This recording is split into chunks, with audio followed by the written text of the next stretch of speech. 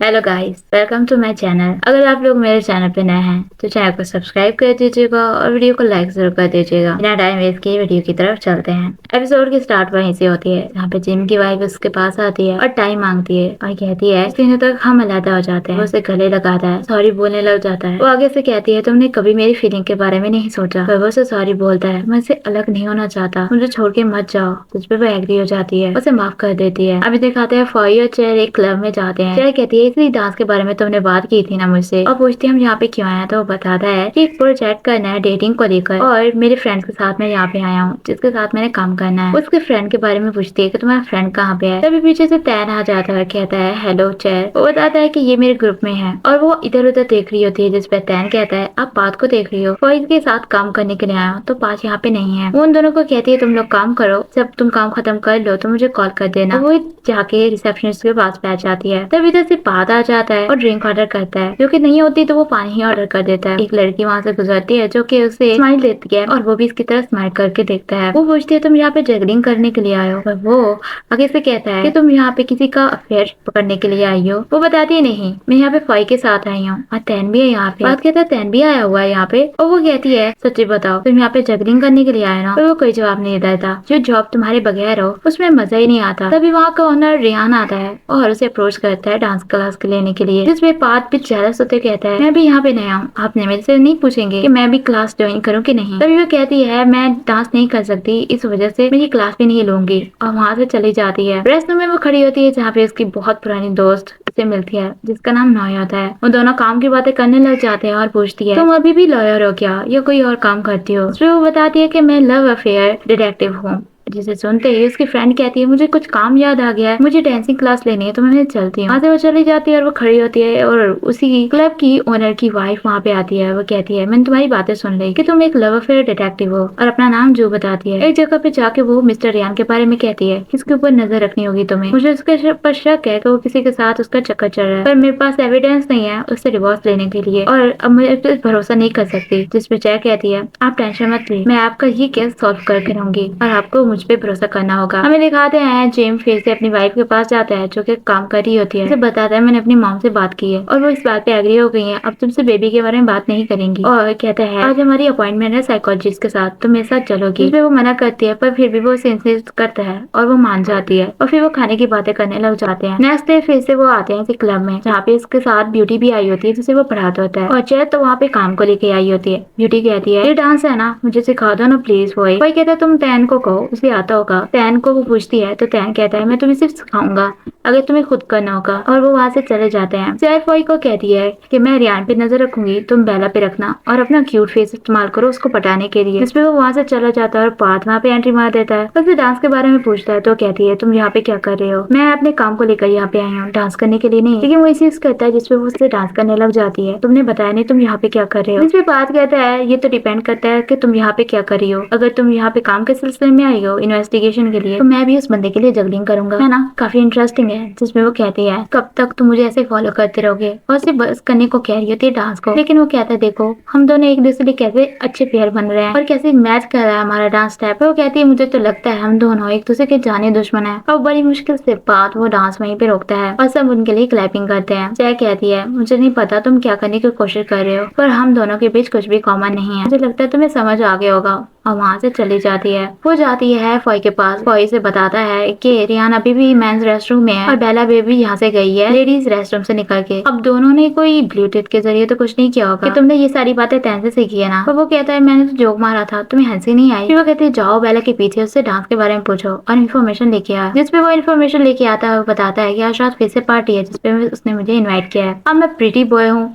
तो कुछ तो फायदा होना चाहिए ना मेरा। जिसपे वो कहती है हाँ तुमने बहुत अच्छी इन्फॉर्मेशन इकट्ठी की है और आज तो मैं आंसर लेके रहूंगी अपना। वो दोनों पीछा करते हैं रियाना और बेला का। वो कहती है मुझे लगता है यहाँ पे कुछ गड़बड़ होने वाली है। वो हंसने लग जाता है। हमें दिखाते हैं तैन जो कि आया था ब्यूटी के पास और फाइल के बारे में पूछता तो वो बताती है वो किसी लड़की के साथ गया है और वो पूछता है सच में, पर उसने तो मुझे यहाँ पे प्रोजेक्ट के लिए बुलाया था। और पूछता है उसका तुमने चेहरा देखा, जिसपे ब्यूटी कहती नहीं, लेकिन वो काफी खूबसूरत लग रही थी। तुम इस तरह से क्यों बुरी एक्टिंग कर रहे हो, मैंने तो सुना था कि तुम एक प्लेयर हो, लेकिन तुम्हें तो वो हरकत बिल्कुल भी नहीं है। फॉई को ऐसे ही जाने देना चाहते हो तो जाने दो, और ये मत करना कि तुम फॉई को लाइक नहीं करते। आगे वो स्माइल करके कुछ कहने लगता है, लेकिन ऊपर से फॉई आ जाता है और उनसे पूछता है तुम लोग इसे वेird एक्ट क्यों कर रहे हो, पर वो कोई जवाब नहीं देते। हमें दिखाते हैं वो फिर से पीछा करते हैं रियान का, जहाँ पे वो एक मोटेल में जाता है। एक वहाँ का रिसेप्शनिस्ट उन्हें रोक लेता है और उससे पूछने लग जाता है रिजर्वेशन का। उसमें वो बातें करने लग जाती है और फिर वो अंदर जाते हैं, उनको पार्क करने को कहता है। उसके जाने के बाद वो दोनों निकलते हैं गाड़ी चेक करने के लिए कि कहीं ना कहीं तो उसने पार्क की होगी और यहीं पे पक्का आए होंगे, पर वो खुद ही डर जाते हैं आपस में। उन्हें वो गाड़ी नहीं मिलती, जिसपे वो कहती है मुझे लगता है पाथ ने हमें फिर से उल्लू बना दिया। और हमें दिखाते हैं पाथ जो कि खड़ा होता है और हमें दिखाते हैं जहाँ पे जो ने हायर किया होता है चेक को, वहाँ पे उसके हस्बैंड ने उसकी बातें सुन ली थी और बेला ने मिलवाया था पाथ से।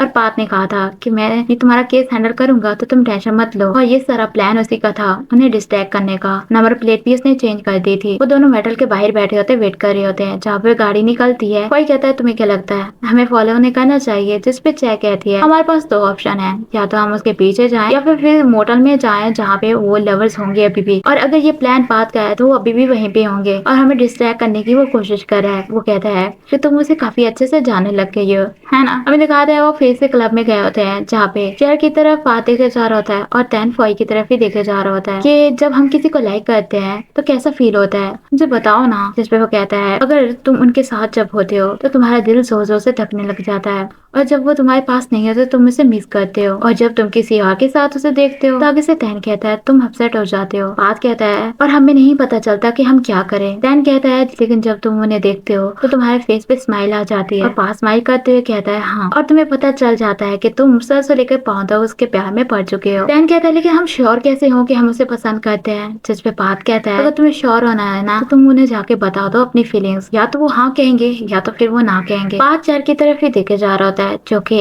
देख रही होती है रियान की तरफ। रियान वहां से जाता है और चेयर उसके पीछे जाती है, बात भी उसके पीछे चला जाता है और तैन को सारी बातें याद आती है बात की, और वो ड्रिंक करता है और पहुंच जाता है उनके पास। पहला से उसे दूर करता है फॉई को, उसे किस कर लेता है और उसे कहता है मैं तुम्हें लाइक करता हूँ, जिसमें उसे धक्का देता है और काफी गुस्से में वहां से चला जाता है और तैन बेचारा पीछे ही खड़े रह जाता है। हमें चेयर दिखाते हैं जो कि देखती है रियान को उसकी फ्रेंड नॉय के साथ, और उसे पता चलता है कि उसकी फ्रेंड का चक्कर चल रहा था उसके साथ। वो उनकी पिक लेने लगती है और बात ऊपर से आ जाता है, उसका मोबाइल खींच लेता है और वो उसे कहती है तुम ये क्या कर रहे हो। उसे रोकने की कोशिश करता है पर वो आगे से कहती है तुम ऐसा कुछ नहीं कर पाओगे, मैं ये सब कुछ उसे बता के रहूंगी। इस पे बात कहता है मुझे पता है कि क्या होने वाला है, तुम इस ड्यू को मत बताओ, तुम इन्हें सपोर्ट कर रहे हो, मैं इसे बता के रहूंगी। वहाँ से वो जाने लगती है और बात कहता है वो दोनों आज ब्रेकअप करने वाले हैं, आज उनकी लास्ट डेट है। जब से मैंने जगिंग स्टार्ट किया मिस्टर रियान के लिए, नॉय काफी अजीब रिएक्ट कर रही थी और इस वजह से उन्होंने अपना रिलेशनशिप तोड़ने का फैसला किया है और आज वो यही कर रहे हैं, और अगर तुम उसे बताओगी तो उसका दिल टूट जाएगा, लेकिन मुझे लगता है तुम्हें सच छुपाया देना चाहिए अच्छे के लिए। अब में दिखाते हैं जहाँ पे नॉय सॉरी बोलती है रियान को और वो कहता है तुम्हें सॉरी बोलने की जरूरत नहीं, और दोनों एक दूसरे को गले लगाते हैं। जो आ जाती है और काफी गुस्सा करती है, वो दोनों भाग के ऊपर आते हैं और वो लड़ रही होती है अपने हस्बैंड के साथ। नॉय सॉरी बोल रही होती है कि ये सब कुछ मेरी वजह से हुआ, अभी मुझे रिग्रेट हो रहा है और हम बस आखिरी बार एक दूसरे को गुड बाय बोलने के लिए आए थे। जिसमें वो थप्पड़ मारने वाली होती है, चेहरा आगे से आ जाती है और कहती है ये सब कुछ मेरी गलती है, मुझे शुरू से पता था।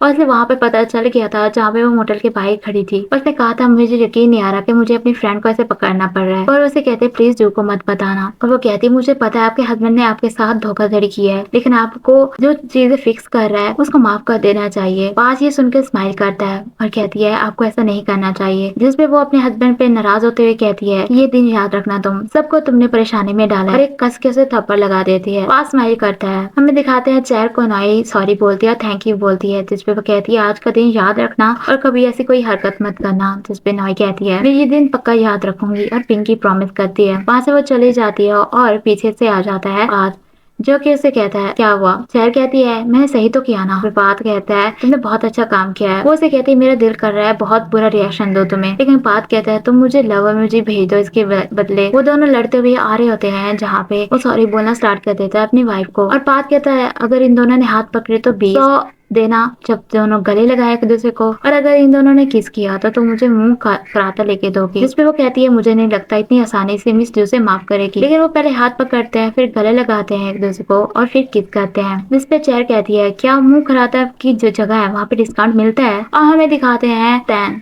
जो कि पिक्स देख रहा होता है आज की इवेंट की, और कहता है मैं क्या करूँ फॉय के साथ, मुझे लगता है मुझे चेयर के जरिए उस तक पहुंचना चाहिए, और स्माइल करता है। वो दोनों मुकराता जाते हैं जहाँ पे वो काफी ड्रिंक कर चुकी होती है, और पार्क कहता है अगर तुम ड्रंक हो गए तो मैं तुम्हें घर नहीं लेके जाऊंगा। तो आगे कहती है तुम टेंशन मत लो, और कहती है हम दोनों का काम कितना डिफरेंट है ना, जिस चीज को तुम छुपाते हो उस चीज के ऊपर से पर्दा उठाने की कोशिश करती हो। वो इस तरह से अपने हस्बैंड को माफ कैसे कर सकती है। पार्क कहता है कुछ बातें छुपी रहे तो अच्छी रहती है और सबके लिए अच्छा रहता है, इसलिए तो मेरे काम को ज्यादा पूछा जाता है। शेर कहती है तुम लोगों को चीट करने के लिए इनकरेज कर रहे हो। वो कहता है नहीं, मैंने सपोर्ट नहीं करता और मैंने जज भी नहीं करता। तभी वो गुस्सा करती है और टेबल पे हाथ मारती है, जिसकी वजह से उसका हाथ जल जाता है और वो उसकी मरहम लगा रही होती है और सॉरी बोल रही होती है। बात कहता है मुझे इस चीज से दर्द नहीं हो रहा, जब तुम मुझे इग्नोर करती हो तो मुझे ज्यादा दर्द होता है। बात कहता है माना हम दोनों डिफरेंट है, लेकिन जब भी मेरा राइवल मुझे इग्नोर करता है तो मुझे बिल्कुल ही बुरा लगता है। आगे से वो कहती है कि हम दोनों कितने डिफरेंट हैं, हम दोनों में कुछ भी कॉमन नहीं है, लेकिन फिर भी मैं तुमसे नफरत कर नहीं करती। जिस पे वो हैरान होकर इसकी तरफ देखता है और कहता है ये सुनकर मुझे अच्छा लगा और मुझे तुम्हारे साथ काम करना भी अच्छा लगता है जब तुम मेरे